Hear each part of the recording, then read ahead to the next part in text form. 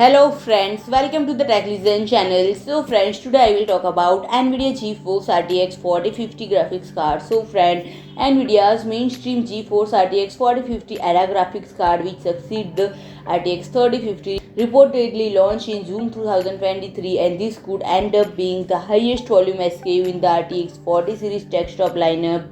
And friend, it likely based on a highly cut down version of 5nm AD107 silicon that also powers the RTX 4060 needs max out configuration, and the AD107, much like AD106, features the 128-bit wide GDDR6 memory interface, and for the RTX 4050 NVIDIA could narrow this down to 96-bit and give it 6GB of GDDR6 memory, which is 25% less than the 8GB of 128-bit GDDR6 memory that is standard for the current generation RTX 3050.